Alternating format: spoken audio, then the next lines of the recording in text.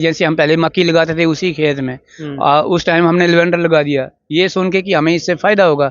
और जब मैंने उस खेत में शुरुआत की, 2 साल हो गए, 3-4 साल हो गए, तो मैंने अपने दूसरे खेत भी मैंने लेवेंडर से मतलब भरने शुरू कर दिए कि 6 साल में सिर्फ 8-10 लोग मेरे साथ इस खेती से जुड़े थे। तब 2010 में आपको क्या ऐसा आइडिया आया कि आपने सोचा कि कुछ ऐसा किया जाए जिससे कि लोगों को भी रोजगार मिल पाए?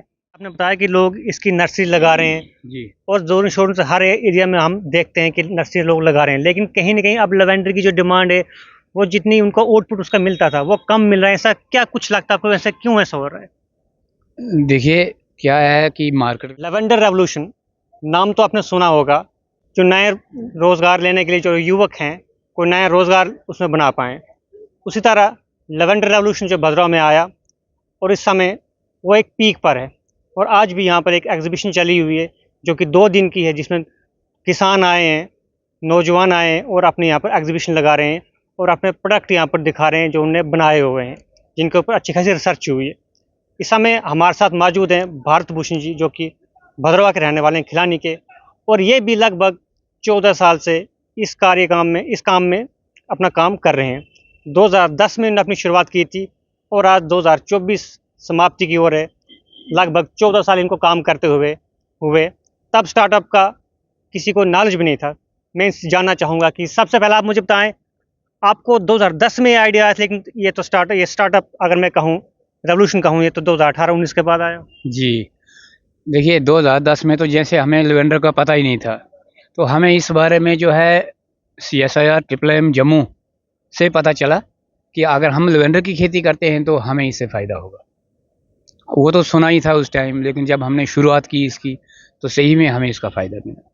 फिर आहिस्ता आहिस्ता जब हमारे साथ और भी लोग जुड़ने शुरू हुए तो 10 से लेके 16 तक ये वही रोज़गार वाली बात थी। उस टाइम तो हमें सोचा नहीं था ये कि लोगों को रोज़गार मिलेगा। ये एक खेती सोच के हमने काम शुरू किया था कि इसमें फ़ायदा है। मैं दूसरे लोगों को बोलता, अपने गाँव वालों को, रिश्तेदारों को या दूसरे गाँव में भी, तो कोई यकीन नहीं करता था। लेकिन जब मैंने अपने बाकी वाले खेत भी लेवेंडर से भर दिए पूरे, तब उनको पता चला कि नहीं भाई इसमें कुछ है। और उसके बाद कुछ लोग मेरे साथ इसमें जुड़ गए। मुझसे जो प्लांट हैं तो वो लेके उन्होंने भी खेती शुरू की, तो उनका भी फ़ायदा जो है 4 गुना बढ़ गया था। जब जैसे आपने बताया कि आपने लेवेंडर में फ़ायदा देखा, तो कहीं न कहीं आपको नहीं लगता कि जो मेज़ की प्रोडक्शन थी वो लगभग अब मार्केट में ख़त्म हो गई, गाँव में भी दिखती नहीं? नहीं, मेज़ देखिए, मेज़ के लिए तो और भी बहुत सारे खेत हैं, हर गाँव में मेज़ तो लगाते ही हैं लोग। तो और दूसरी बात ये है कि मेज़ खुद खाने के लिए जितनी लोग लगाते हैं तो उतना तो आज भी लगा रहे हैं। कुछ फालतू होती थी क्योंकि खेत ज़्यादा थे, ज़मीन तो ज़्यादा थी। हाँ, ज़मीन जो है लोगों के पास ज़्यादा थी, तो जो बचती थी तो वो फिर वो बेच देते थे पोल्ट्री फार्म वालों को या किसी और को। तो जब 2016 में ट्रिपल ने मेरा इंटरेक्ट प्रधानमंत्री जी के साथ करवाया, यहाँ से हमारी वीडियो कॉन्फ्रेंस हुई ट्रिपल थी। IIM के साथ कब जुड़े? 2010 से ही 2010 से ही? क्योंकि इन्होंने ही हमसे ये प्लांट जो है तो लगवाया था।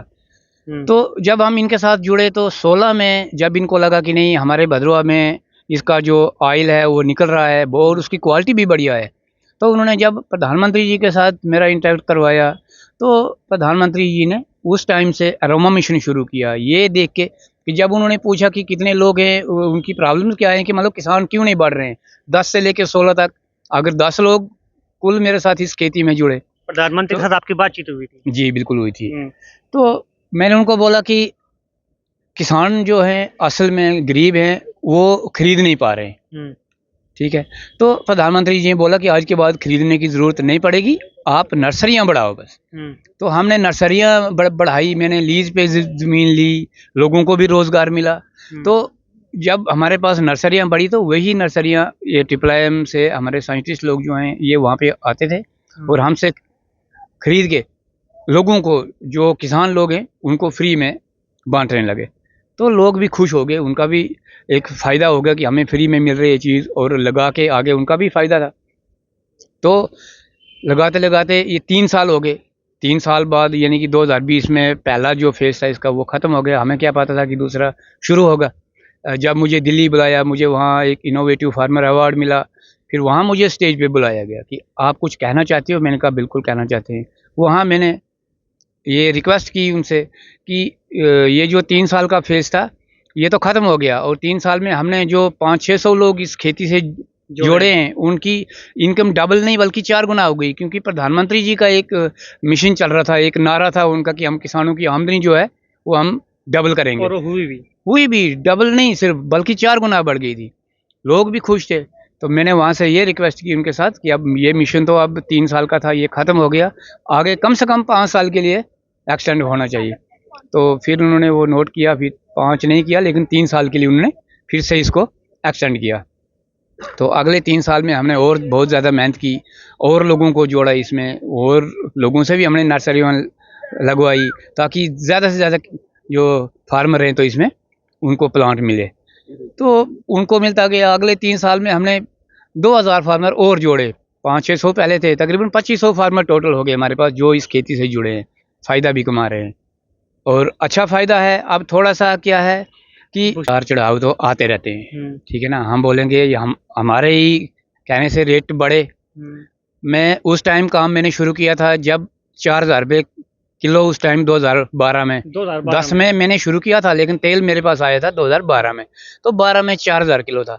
हर साल हम 500 रुपये इसका बढ़ाते थे, हाँ जी हमने इतने रेट में देना है, आपने लेना है तो ले लो। तो वो मजबूर होके दे देते थे हमें वही रेट। तो ऐसे ऐसे करते करते हम 2017-18 में हमारे पास 10,000 रुपये के जी हमारा जो ऑयल है तो वो बिका, वो भी होल सेल। अगर रिटेल की बात करें तो 11-12 हज़ार भी हमने बेचा। तो अब थोड़ा सा रेट अगर इसका इशू बन गया है, लेकिन हम इसको नहीं हम देख रहे हैं, हम अपने प्रोडक्ट पे आगे हैं, हम वैल्यू एडिशन पे आगे हैं, ताकि हमारा जो ऑयल है तो इसमें यूज़ हो जाए और हमें इसका अच्छा रेट मिले। आपको लगभग 14 साल इसमें काम करते हुए जी जो न्यू जनरेशन है, जो नया यूथ है, वो आपके साथ जुड़ रही है बहुत ज़्यादा, बहुत अच्छे। देखो जैसे हमारी एपीओ है, 600-700 फार्मर हमारे साथ इसमें जुड़े हैं, तो वही लोग मिलके हम ये जो वैल्यू एडिशन का काम है वो हम कर रहे हैं। तो वैल्यू एडिशन का काम जो हम कार्य कर रहे हैं, तो मैं अकेला नहीं हूँ, मेरे साथ और भी बहुत सारे फार्मर हैं। तो हमें लगता है कि अगर IIM के डायरेक्टर हैं, जैसे मैंने इनसे रिक्वेस्ट की आज भी कि आप फार्मर्स की और ज़्यादा हेल्प करो ताकि हम इसमें आगे बढ़ें। ये तो जो हम कर रहे हैं तो वो तो कर ही रहे हैं, आपकी हेल्प होगी तो हम और ज़्यादा बढ़ेंगे। डॉक्टर जितेंद्र सिंह सर से भी हम ये रिक्वेस्ट करते हैं कि जिस तरह आपने आज तक इस पर इनिशिएटिव लिया, हमारे भद्रवाह में 2-3 बार आप आए, वहाँ पे लेवेंडर फेस्टिवल किया, ऐसे ही किसानों की मदद और आगे करें ताकि हम वैल्यू एडिशन में आगे बढ़ें। भद्रवाह में हमने देखा है एक उसके लिए जड़ी बूटियों के लिए एक बनाए गए थे प्लांट जैसा वहाँ पर नीचे कोटली में, तो वहाँ पर तो अभी हमें कुछ काम दिखता नहीं है। नहीं, वो जड़ी बूटियों का तो अब वो डिपार्टमेंट का है, उन्होंने कितना किया कितना नहीं, लेकिन हमारे साथ वहाँ पे कुछ फार्मर ऐसे हैं जो अपना पर्सनली कर रहे हैं जड़ी बूटियों का काम पर्सनली। तो क्या है कि किसान अगर खुद का करेगा तो वो आगे बढ़ेगा।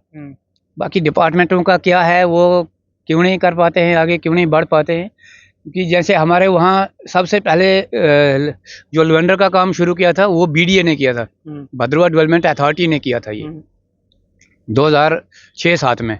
तो मैंने भी उनसे देख के मेरे भी दिमाग में था कि मैं भी काम करूं। 6 से आपको आइडिया था, जानकारी 6-7 से, मतलब हमारे वहाँ भद्रवाह जो BDA है उन्होंने अपनी ज़मीन में लगाया था, खलेनी टाप में और द्रुडू में। जब हमने देखा वहाँ पे उनको फ़ायदा है तो हम भी करें, लेकिन उन्होंने किसी को नहीं बोला, क्योंकि डिपार्टमेंट के काम है ना। हमें सिर्फ सपोर्ट मिली तो IIM से मिली, और उसके बाद जब मैंने शुरू किया तो मेरे साथ और लोग आगे बढ़े। जब लोग बढ़ने शुरू हुए तो फिर हमारे पास तो तेल की कोई कमी नहीं रही।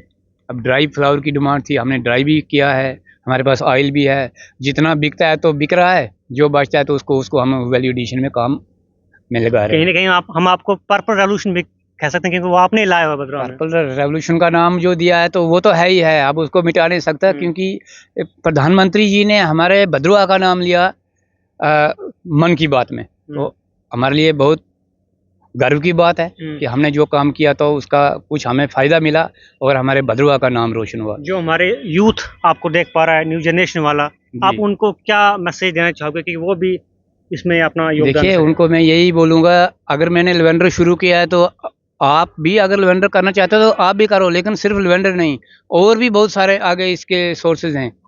सिर्फ लेवेंडर नहीं, और भी करो कुछ, जैसे रोजमेरी है, टाइटस मिनोटा है, या मेडिसिनल प्लांट है, उस पे काम आप करो, ताकि नौकरियों की तरफ मत आप देखो, क्योंकि नौकरियां इस आज के ज़माने में मिलनी मुश्किल है। जो मेहनत करता है, अच्छी मेहनत करता है, बड़ी बड़ी पोस्टें उनको मिल रही हैं, लेकिन छोटी मोटी नौकरियों की तरफ आप मत जाओ। आप अपने जो प्राइवेट काम है अपना स्टार्टअप में आओ, ताकि उससे आपको तो फ़ायदा होगा, लेकिन और लोगों को इससे फ़ायदा होगा जो इस काम में जुड़ेंगे। तो मैं यही उनको बोलूँगा। बहुत बहुत धन्यवाद। नौकरी की तरफ कम जाएं, क्योंकि नौकरियां वैसे भी यहाँ पर कम हैं, और कोई आती भी है तो उसको आने में काफ़ी साल लग जाते हैं। फिर कभी वेटिंग लिस्ट, कभी उसमें कुछ और ड्रामा, कभी कुछ और ड्रामा, वो तो चलते ही रहते हैं। जो भी यूथ इस वीडियो को देख पा रहे हैं, जैसे भूषण जी ने कहा कि इनने 2006 में इसकी जानकारी सुनी थी और 2010 से अपना काम कर रहे हैं। अब 2024 खत्म होने वाला, लगभग 14 साल इनको काम करते हुए हुए, और इनने अपना अच्छा खासा बिजनेस स्टैंड अप कर लिया है। आप भी अपना बिजनेस स्टैंड कर सकते हैं, आप भी अपना छोटा सा स्टार्टअप शुरू कर सकते हैं, और आप भी अपना नाम बड़ा कर सकते हो।